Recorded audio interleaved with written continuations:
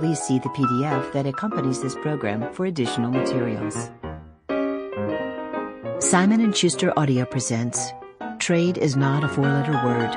How 6 Everyday Products Make the Case for Trade. By Fred P. Hochberg. Read by the author.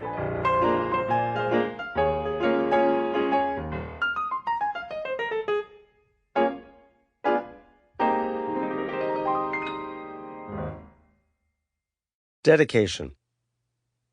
In memory of my mother and father, who instilled the curiosity and optimism to keep looking further beyond. And to Tom, with whom I've exchanged more than a few four-letter words, mostly loving ones. Introduction. My mother was 10 years old when the specter of Adolf Hitler forced my grandparents to venture out beyond Europe to build a new life in America. After scouting out Palestine and Havana, my grandparents ultimately settled on New York. Though their visas were poised to expire during the long passage west, the American consular office in Amsterdam advised them to just get on the next boat. I'm sure they'll let you get off. And so they did, coming safely through Ellis Island in 1937. My grandfather had owned a small manufacturing and retail company in Leipzig, Germany.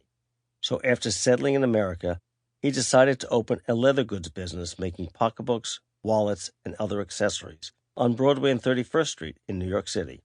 My mother, Lillian, scouted out product ideas and helped my grandfather by designing items that appealed to young women like herself. After marrying my father in 1949, she decided she wanted to earn an extra $50 per week to make life a little better. She considered herself a closet worker, since it wasn't appropriate among many of her friends to go to work. Back then, it signaled that her husband wasn't a good enough provider. With a reliable leather goods supplier in the family, she decided to start designing and selling handbags and belts of her own, personalized with customers' initials. She wasn't thinking about global trade when at 24, she placed her first ad in 17 magazine. She was just thinking about how to build a better life and livelihood for herself and her family.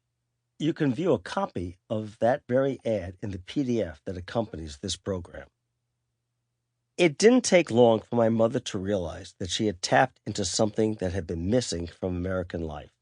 There had been strict quotas and restrictions on leather goods during the war, and the market was hungry for products she wanted to sell. Women were... Sample complete. Ready to continue?